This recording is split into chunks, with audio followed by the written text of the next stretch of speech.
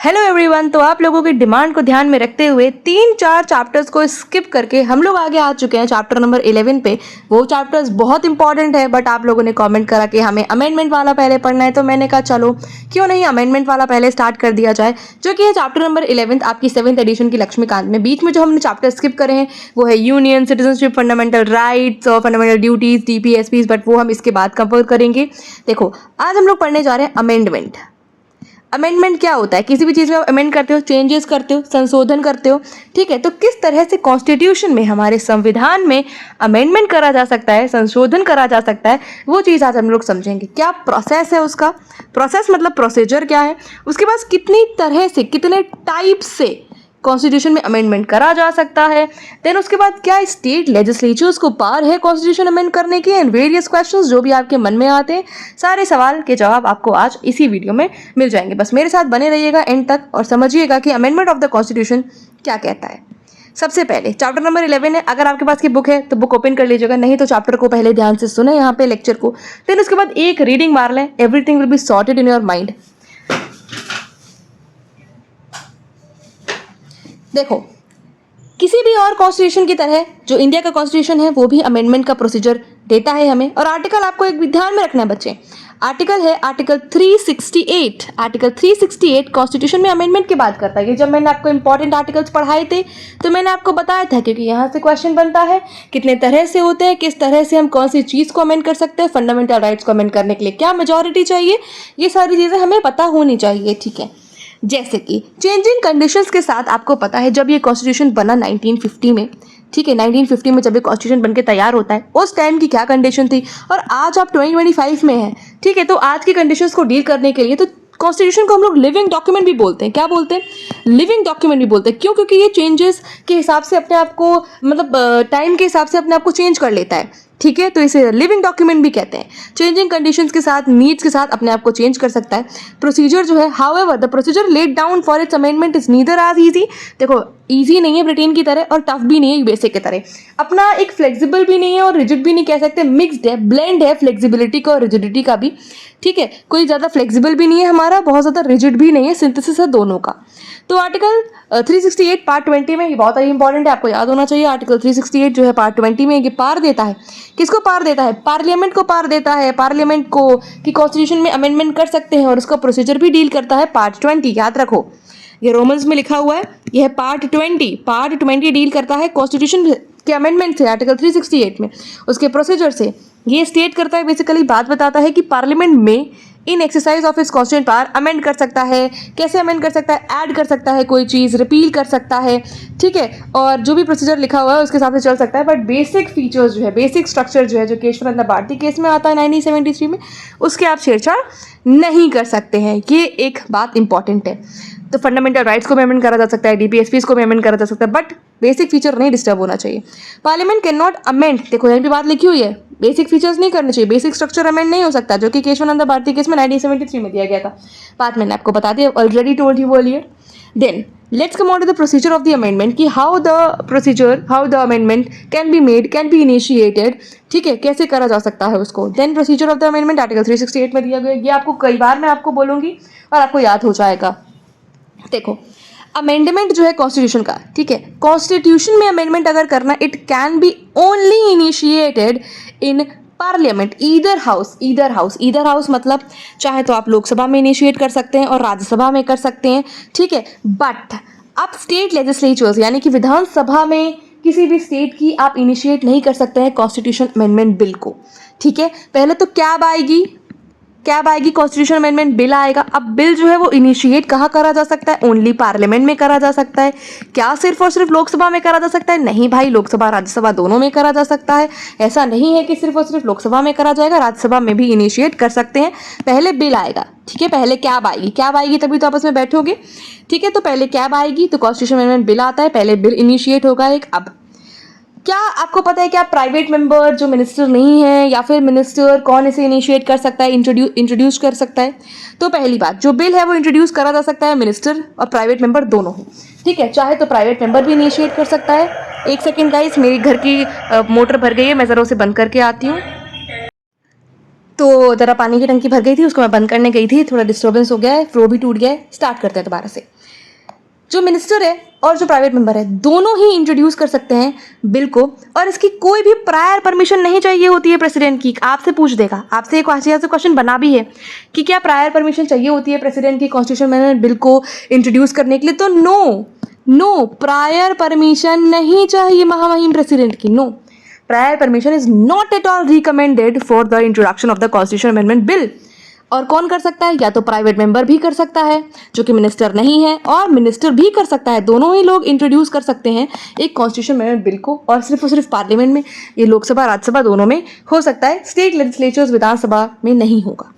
अब देखो, the bill must be passed in each house by special majority.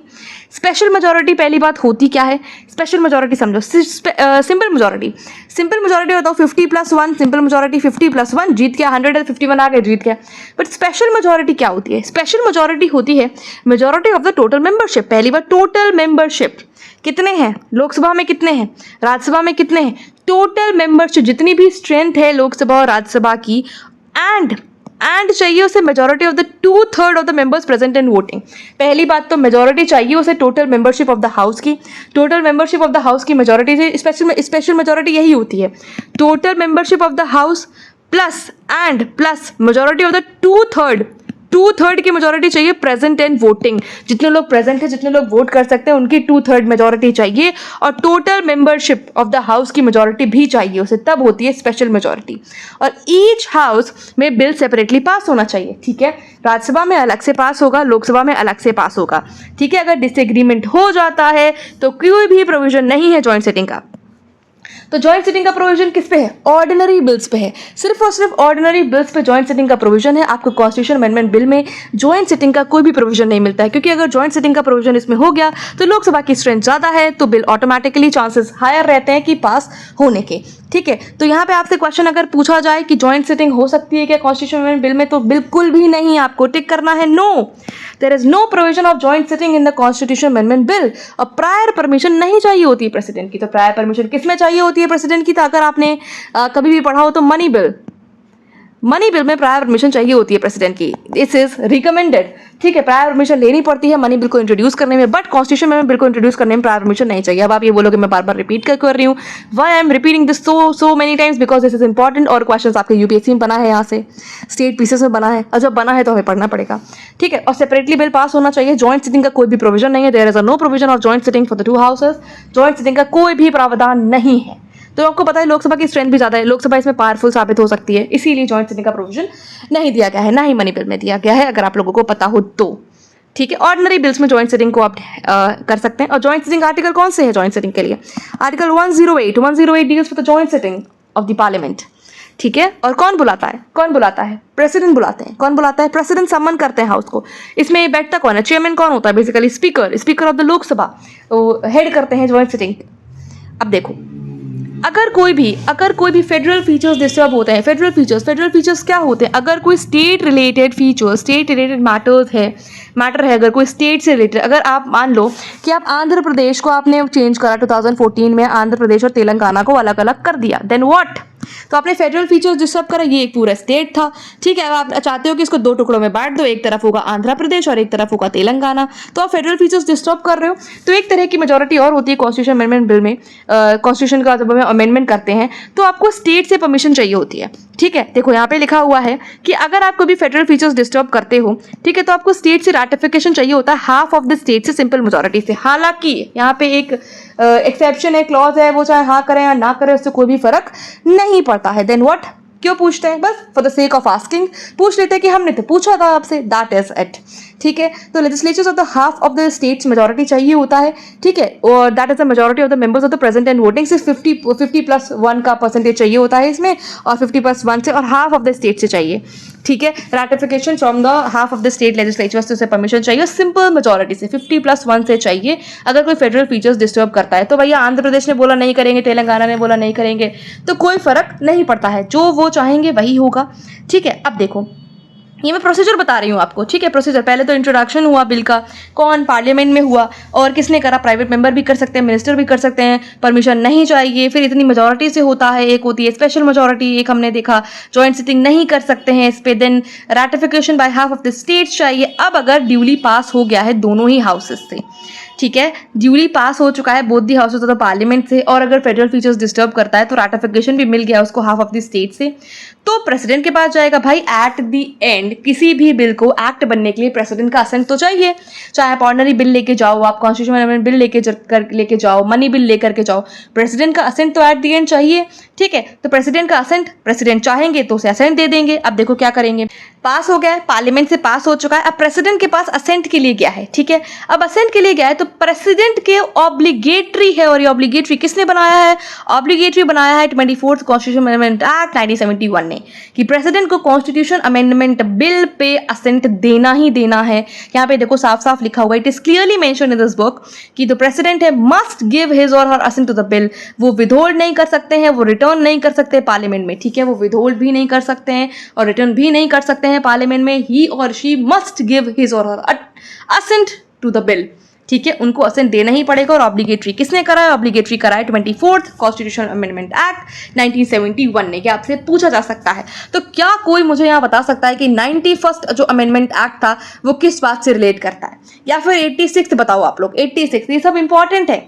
86 बताओ, आपको पता होगा 42 क्या करता है, 44 क्या करता है, 86 बताओ मुझे, 91st बताओ। और क्या कोई मुझे बता सकता है 101 कॉन्स्टिट्यूशन अमेंडमेंट एक्ट जो है किससे डील करता है? क्या जीएसटी जो आया था, जीएसटी काउंसिल बनती है, कौन से एक्ट से बनती है? चलो, प्रेसिडेंट ने असेंट दे दिया है, ऑब्लिगेटरी जब है तो असेंट तो देना ही पड़ेगा, कोई और चांस नहीं है उनके लिए। अब जब प्रेसिडेंट ने असेंट दे दिया है उनका, तो वो बिल जो है वो एक्ट बन गया है, तो that is constitutional amendment act बन गया है वो। और जब अमेंडमेंट हो गया तो दो तीन जो चीज़ें होंगी, कुछ आर्टिकल्स होंगे, कुछ एडिशन करना होगा, कुछ हटाना होगा, रिपील करना होगा, तो वो सारे प्रोसीजर आगे हो जाएंगे, ठीक है। अब देखो कितने तरह के अमेंडमेंट होते हैं, टाइप्स ऑफ अमेंडमेंट। ये मैंने आपको बताया article 368, it is very very important article. ये फ्लेक्सिबिलिटी प्रोवाइड करता है, कॉन्स्टिट्यूशन को लिविंग डॉक्यूमेंट बनाता है, ठीक है। दो तरह के अमेंडमेंट देता है ये। कैसे दो तरह के अमेंडमेंट, मैंने आपको ऊपर बताया, एक है स्पेशल मेजोरिटी, ठीक है, और special majority of the parliament, और कैसे अगर फेडरल फीचर्स डिस्टर्ब कर रहा है तो रैटिफिकेशन चाहिए हाफ ऑफ द स्टेट से, सिंपल मेजोरिटी से 50+1 का। बट कुछ आर्टिकल्स हैं जो amendment of the certain provisions of the constitution simple majority से भी हो सकते हैं, ठीक है। That is majority of the members of the each house present and voting. ये ऑर्डिनरी बिल जो होता है जब उसको पास कराना रहता है, present and voting, simple majority यही है 50+1, जितने प्रेजेंट है, जितने प्रेजेंट एंड वोटिंग है, बैठे हुए हैं पार्लियामेंट में, वो पास कर देंगे, that is it, simple majority. और ये जो अमेंडमेंट्स होते हैं ना, are not deem to be amendments. ये इनको 368 के अमेंडमेंट के अंदर हम लोग आर्टिकल के अंदर इनको अमेंडमेंट नहीं समझते। These are not considered under the article 368, ठीक है। अब देख लो, कॉन्स्टिट्यूशन को हम तीन तरीके से अमेंड कर सकते हैं, ठीक है। कैसे? एक सिंपल मेजोरिटी, ठीक है, बट उसको कॉन्स्टिट्यूशन अमेंडमेंट एक्ट नहीं बोला जाता है। देन एक होता है स्पेशल मेजोरिटी, पार्लियामेंट से स्पेशल मेजोरिटी। क्या बताया था? Total membership of the house plus 2/3 present and voting, ये कुछ बताया था ना मैंने, आपको याद है? देन स्पेशल मेजोरिटी और फेडरल फीचर्स डिस्टर्ब कर रहा है तो ratification bye the state legislatures भी चाहिए, half of the state legislatures. अब देखो सिंपल मेजोरिटी क्या बात करता है, या सिंपल मेजोरिटी से हम क्या क्या चीजें अमेंड कर सकते हैं, लेट्स अंडरस्टैंड दैट, ठीक है। तो सिंपल मेजोरिटी क्या होता है? 2 हाउसेज ऑफ द पार्लियामेंट, और ये आउटसाइड रखा गया, मैंने आपको बताया पहले, आर्टिकल 368 के अंदर नहीं आता है सिंपल मेजोरिटी वाला, इसको हम लोग कॉन्स्टिट्यूशन अमेंडमेंट एक्ट कंसिडर नहीं करते हैं। अब देखो सिंपल मेजोरिटी से क्या क्या चीजें अमेंड कर सकते हैं हम लोग, जैसे कि एडमिशन और एस्टैब्लिश करना है कोई भी नया स्टेट को, तो सिंपल मेजोरिटी से कर देंगे। कोई भी नया स्टेट एडमिट करना है, एस्टैब्लिश करना है, सिंपल मेजोरिटी से हो जाएगा। देन कोई नया स्टेट बनाना है, तो आप ये देख रहे हो जो यूनियन वाले आर्टिकल्स हैं, आर्टिकल 1 से लेकर के 4 तक, सारे के सारे कोई हम लोग सिंपल मेजोरिटी से अमेंड कर सकते हैं। एस्टैब्लिश करना है नया स्टेट, बनाना है नया स्टेट, ऑल्टर करना है कोई भी बाउंड्री को एग्जिस्टिंग स्टेट की। देन लेजिस्लेटिव काउंसिल का क्रिएशन और अबॉलिशन, आर्टिकल 169 है क्या? ये कोई बताएगा हाँ या ना? कोई बताएगा? आर्टिकल 169 है क्या? अबॉलिशन करना है, क्रिएट करना है लेजिस्लेटिव काउंसिल। क्या कहता है लेजिस्लेटिव काउंसिल को? विधान परिषद। सारे स्टेट में सुनाई है, टुम्बक स्टेट्स में ही है ये बस। देन सेकंड शेड्यूल किसकी बात करता है? ये एमोल्यूमेंट्स की बात करता है, अलाउंसेस की बात करता है, प्रिविलेजेस की बात करता है, जैसे कि गवर्नर, प्रेसिडेंट, स्पीकर, जजेस of the supreme court and high court. Then quorum कितना होता है? 1/10 1/10 ऑफ द कोरम होता है, तो फिर आप इसको सिटिंग्स जो हैं, जो भी सेशंस हैं, उनको नहीं कर सकते हो, ठीक है। 1/10 तो जो स्ट्रेंथ है वो होनी ही चाहिए। Then salaries allowances of the MPs की सैलरी हो गया, अलाउंसेस हो गए, rules and procedures in the parliament के रूल्स और procedure. Then privileges in the parliament देख लो आप, use of English language in the parliament में इंग्लिश लैंग्वेज का यूज, इसको भी आप सिंपल मेजोरिटी से अमेंड कर सकते हो। देन प्यूजिन जजेस के, सुप्रीम कोर्ट के नंबर ऑफ प्यूजिन जजेस कितने होंगे सुप्रीम कोर्ट में। देन देख लो बहुत सारी चीजें, देर 18 रिटन है यहाँ पे। देन कन्फर्मेंट देख लो, jurisdiction of the supreme court के बारे में, ऑफिशियल लैंग्वेज का यूज, सिटीजनशिप वाले आर्टिकल, एक्विजिशन, टर्मिनेशन और इलेक्शंस देख लो पार्लियामेंट के और स्टेट लेजिस्लेचर्स के, इनको आप लोग सब सिंपल मेजोरिटी से कर सकते हो। Then delimitation of the constituencies जो होता है, डिलिमिट करना रहता है ना, आफ्टर होता है, कई बार होता है ना, आफ्टर एवरी लोकसभा के इलेक्शंस हो जाता है या फिर 10 ईयर्स बाद हो जाता है। अभी आपने देखा जम्मू कश्मीर में डिलिमिटेशन हुआ। देन यूनियन टेरिटरीज, काफ़ी टाइम पहले हो गया था यूनियन टेरिटरीज के, अगर आपको बनानी है, कुछ प्रोसीजर उनका चेंज करना है, then it is but 15th schedule 15th schedule नहीं होता, कितना शेड्यूल 12 होता है ना। 5th शेड्यूल बात करता है शेड्यूल एरियाज और ट्राइबल एरिया से। देखो शेड्यूल एरियाज और ट्राइबल एरियाज क्या होते हैं, ये जो AMTM स्टेट्स है ना, 6th शेड्यूल में AMTM वाले स्टेट्स, इनको हटा दो, क्योंकि आपको पता है ट्राइब्स मध्य प्रदेश में भी रिसाइड करती हैं, उड़ीसा में भी रिसाइड करती हैं, महाराष्ट्र में, तेलंगाना में, सभी जगह ट्राइब्स रिसाइड करती हैं। बट AMTM में अलग से इनको रखा गया आर्टिकल कह रही हूँ, शेड्यूल 6 में, ठीक है। और 6th शेड्यूल को भी आप ये देखो, ट्राइबल एरियाज हैं AMTM वाले जो भी स्टेट्स हैं, AMTM असम, मेघालय, त्रिपुरा, मिजोरम, इनको 6th शेड्यूल में रखा गया है। Then what comes then, am I going too fast, ठीक है। अगर आपको फास्ट लग रहा हो तो आप माइनस में स्पीड कर लेना, ठीक है, कम कर लेना। अगर आपको तेज लग रहा हो तो और बढ़ाना चाहते हो 1.5x कर लेना स्पीड, क्योंकि नहीं तो ये ना खुद से पढ़ने वाली चीज़ है, ये मुझे रीडिंग लगाना था बस, ये आपकी खुद से पढ़ने वाली चीज़ है, इसको मुझे इतना डिटेल में जाने की जरूरत ही नहीं है, ठीक है। ये तो आपको खुद से ही पढ़ना रहता है।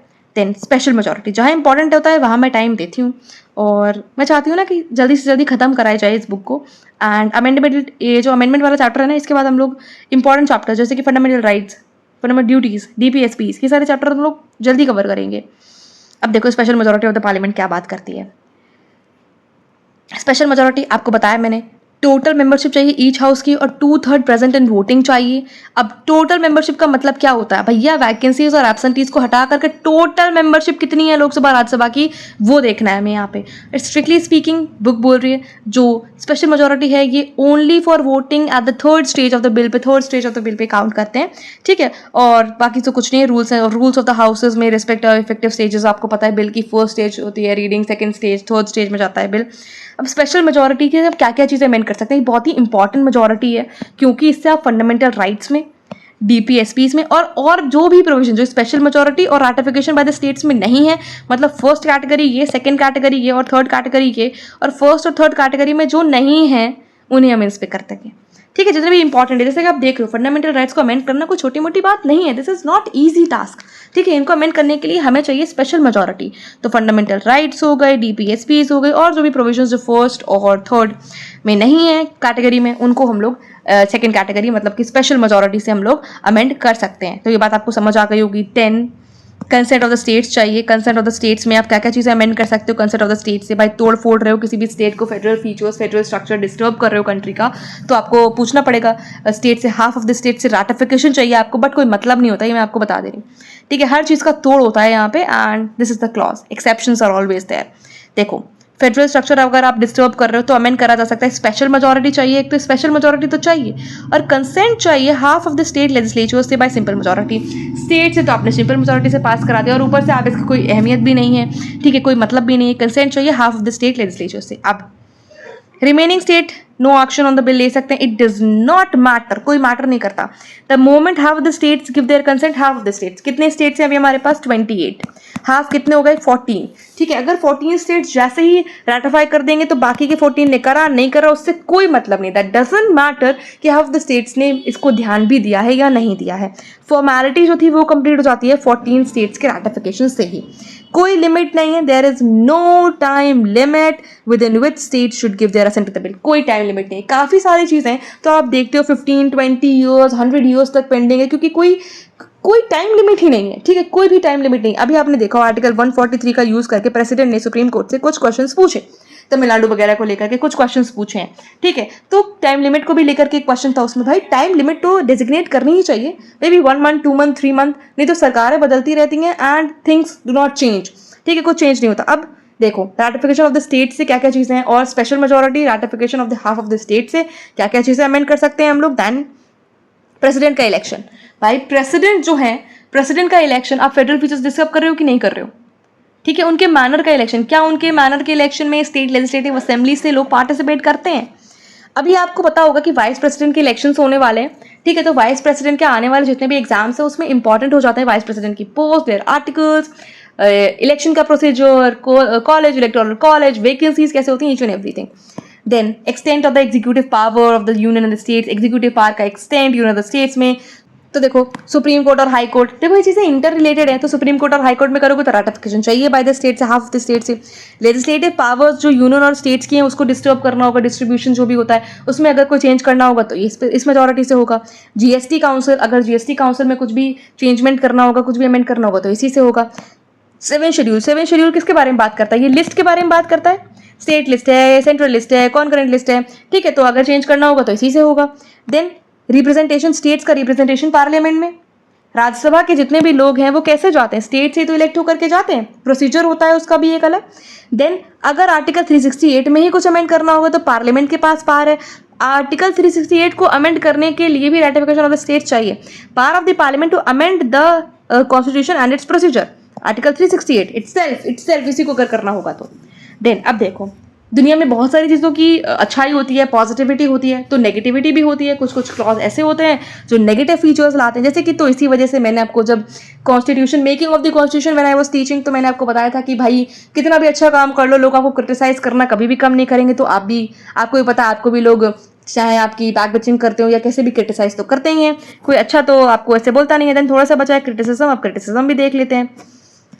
तो क्रिटिसाइज कैसे करा, कोई स्पेशल बॉडी नहीं है कॉन्स्टिट्यूशन अमेंडमेंट को लेकर के, लाइक जैसे कि कॉन्स्टिट्यूशनल कन्वेंशन जो जैसे कि यूएसए में है, या फिर constitutional assembly for amending the constitution, इस तरीके की कोई स्पेशल बॉडी नहीं है जो कॉन्स्टिट्यूशनल अमेंडमेंट को लेकर के डील करे, ठीक है। जो सारी पावर जो है वो पार्लियामेंट में है, मतलब जो भी लीडिंग गवर्नमेंट है उस टाइम पे उसके पास पावर है। कुछ केसेस में स्टेट लेजिस्लेचर्स के पास भी, बस उसको ध्यान नहीं देते हैं, ये बात ध्यान रखना। आगे जब हम लोग पढ़ेंगे तो ये बात हमारे सामने आएगी कि स्टेट लेजिस्लेचर्स का कोई मतलब नहीं होता है, हाँ कहें ना कहें असेंट मिल जाता है। जैसे कि पावर जो है इनिशिएट करने की अमेंडमेंट कॉन्स्टिट्यूशन की वो पार्लियामेंट के पास में। जैसे कि यूएसए में आप देखो तो जो स्टेट लेजिस्लेचर्स हैं they can not initiate any bill और proposal for amending the constitution except in one case. जैसे कि रेजोल्यूशन कुछ नहीं है, बकवास बात है, वो सिर्फ अमेरिका से अपने आप को कंपेयर कर रहा है और देख रहा है अमेरिका में क्या है, हमारे पास क्या है। तो भाई अमेरिका जो है एक वेस्टर्नाइज कंट्री है, हम भारतीय हैं, तो वेस्टर्न कल्चर और इंडियन कल्चर डिफरेंट है, टोटली डिफरेंट है। हमने कुछ फीचर्स भले ही ली हो, जब मैंने आपको सोर्सेज ऑफ द कॉन्स्टिट्यूशन पढ़ाया, फीचर्स हमने भले ही ली हो, पर ब्रिटेन ने हम पे राज करा, ठीक है। तो आप अमेरिका से क्यों कंपेयर कर रहे हो। आज आप देख लो Trump is creating ruckus in the whole world, ठीक है। तो ठीक है, कंपेयर ज़्यादा चीज़ें नहीं करनी चाहिए, जितना आप कंपेयर करते हो ना लोगों से उतना आप दुखी रहते हो, तो कंपेयर नहीं करना चाहिए। Then major part of the constitution है वो अमेंड करा जा सकता है पार्लियामेंट से खुद ही, ठीक है। ये तो बात ठीक नहीं है, पार्लियामेंट के पास होल पावर जो है वो पार्लियामेंट के पास ही है कॉन्स्टिट्यूशन अमेंडमेंट में।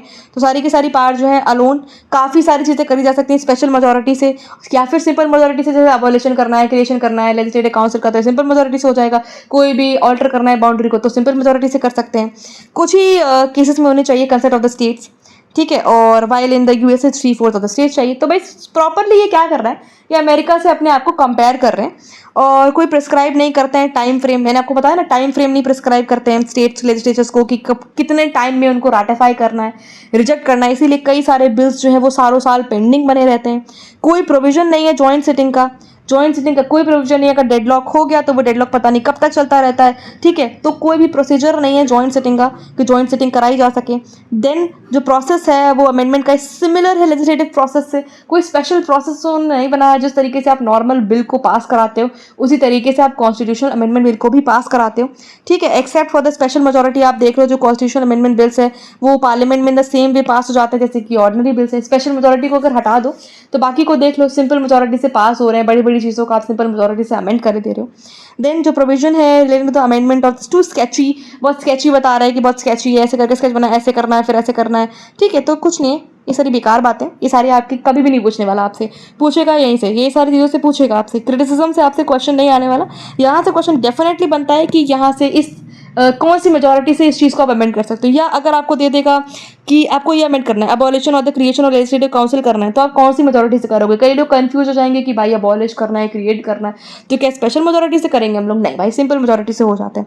इसी तरीके से फंडामेंटल राइट, डीपीएसपी या और अदर प्रोविजंस को ले लो, तो कैसे अमेंड करोगे, ठीक है, तो स्पेशल मेजोरिटी चाहिए इसमें, ठीक है, स्पेशल मेजोरिटी चाहिए। देख लो बहुत सारे डिफेक्ट हैं, इसको डिनाई नहीं कर सकते। जो प्रोसेस है इस सिंपल है, इजी है, और काफ़ी सारी जो कंडीशंस है उनको मीट करने के लिए ये सक्सेसफुल रहा है, ठीक है। बहुत ज़्यादा फ्लेक्सिबल भी नहीं है और बहुत ज़्यादा रिजिड भी नहीं है, रूलिंग पार्टी को अलाउ करता है कि अपनी विम्स एंड फैंसीज के हिसाब से चेंज कर सकते हैं, ठीक है। अब देख लो राइटली सेट केसी वेरे ने बोला, अभी आपने आरओ का पेपर अगर दिया हो तो केसी वेरे का एक स्टेटमेंट आता है क्वासी फेडरल को लेकर के, ठीक है, तो ये स्टेटमेंट आपसे पूछ सकता है। अब वनडे एग्जाम देने जाओ, यूपीएससी देने जाओ, स्टेट पीसीएस देने जाओ, questions can be asked, question बनते हैं भाई यहाँ से। केसी वेरे स्ट्राइक्स अ गुड बैलेंस, बोलता है फ्लेक्सिबिलिटी और रिजिडिटी के बीच में, ठीक है, बैलेंस बनाता है कि फ्लेक्सिबिलिटी और रिजिडिटी है। पंडित नेहरू, जवाहरलाल नेहरू का आप स्टेटमेंट देख लो, उन्होंने बोला है while we want this constitution to be as solid and a permanent as we can make it, there is no permanence in the constitution, there should be a certain flexibility in it, if you make any constitution rigid तो नहीं हो पाएगा। Organic people आप time के हिसाब से तो change नहीं कर सकते हो, तो कॉन्स्टिट्यूशन को आप लिविंग भी नहीं बोल सकते। फिर देखिए बाबा साहब का एक डायलॉग नहीं, मतलब उन्होंने एक स्टेटमेंट दिया है, ठीक, डायलॉग ही उन्होंने स्पीच दिया होगा तो उसके बीच में इसके बारे में कुछ बोला होगा, ठीक है। तो बाबा साहब ने ये बोला है कि द असेंबली है is not refrain from in putting a seal of finality and infallibility upon the constitution and denying the people right to amend the constitution. देख लो बस, ठीक है। कनाडा के बारे में बात करी उन्होंने, making the amendment of the constitution subject to the fulfilment of extraordinary terms and the conditions in America और ऑस्ट्रेलिया, ठीक है। कंपेयर होता है हर जगह से कंपेयर होता है कि आप यूएसए से, ब्रिटेन से, अमेरिका, ऑस्ट्रेलिया सब जगह से कंपेयर ही करते हैं, ठीक है। अब देखो केसी वेरे ने क्या बोला है, केसी वेरे ने फिर से कुछ बोल दिया, ये जुडिशियल एक्सपोर्ट होता है, कॉन्स्टिट्यूशनल एक्सपोर्ट है एक तरीके से। उन्होंने बोला this variety in the amending process is wise but rarely found, भाई रेयरली फाउंड है। अब देख ग्रानवेल ऑस्टिन भैया ने क्या बोला है, इन्होंने बोला है कि the amending process has proved itself for the most ably conceived aspects of the constitution, ठीक है, although it appears complicated it is merely diverse, कुछ डाइवर्स नहीं, बस आपको इनका डायलॉग एक बार याद रख लेना। ये जो स्टेटमेंट्स इन्होंने दिए हैं इनके स्टेटमेंट्स याद रख लें। ग्रेनवेल भैया ने क्या बोला, केसी वेरे ने क्या बोला, क्योंकि कई बार आपको डायरेक्ट स्टेटमेंट्स दे देता है और पुचार लोगों के नाम दे देगा आपको, केसी वेरे दे देगा, ग्रानवेल ऑस्टिन दे देगा, आइवर जेनिंग्स दे देगा, नेपाल की वाला दे देगा, कुछ भी उठा करके दे देगा और आपको जो है सही आंसर टिक करना होगा। कुछ वर्ड्स देख लो कि हाँ भैया वाइस और रेयरली फाउंड बोला है तो केसी वेरे भैया ने बोला है, और बोला है कि कॉम्प्लिकेटेड है, कंसीव्ड है तो ग्रेनवेल ऑस्टिन ने बोला है। बाबा साहब ने जो है भीमराव अम्बेडकर बाबा साहब ने कंपेयर कराए, डिनाई कराए, कनाडा लाए, तो ये स्टेटमेंट्स कुछ मैच कर लो इस तरीके से, ठीक है। तो ग्रेनवेल ऑस्टिन ने इंडियन, ये तो सब सोर्सेज दिए गए हैं कि कहाँ से इन्होंने बात करी। अब basic structure of the constitution, ठीक है, ये भी हम लोग देखेंगे, बट बेसिक स्ट्रक्चर इसके बाद बेसिक स्ट्रक्चर ही देख लेते हैं। आप लोग बताओ मेरे को, क्या इसके बाद बेसिक स्ट्रक्चर देख करके फिर हम लोग मूव करते हैं फंडामेंटल राइट्स पे, यूनियन, सिटीजनशिप, सारे जो भी चैप्टर्स हमारे पीछे छूट गए हैं और जो कि बहुत ज़्यादा इंपॉर्टेंट चैप्टर्स हैं, मतलब उनसे क्वेश्चन आता है, दे आर मोस्ट इंपॉर्टेंट, जिससे क्वेश्चन हमेशा ही आता है और हर साल आता है। ऐसा नहीं है कि एक साल आ गया अगले साल नहीं आएगा, every year questions come from these topics, amendability से, फंडामेंटल राइट से, ठीक है। तो बताओ बेसिक स्ट्रक्चर स्टार्ट करें या फिर फंडामेंटल राइट्स ही स्टार्ट कर दें, या यूनियन और जो सिटीजनशिप है वो सारा पढ़ाएं पहले। कमेंट बताओ आप लोग, ठीक है। मिलेंगे आप लोग से नेक्स्ट वीडियो में, तब तक के लिए bye bye, all the very best.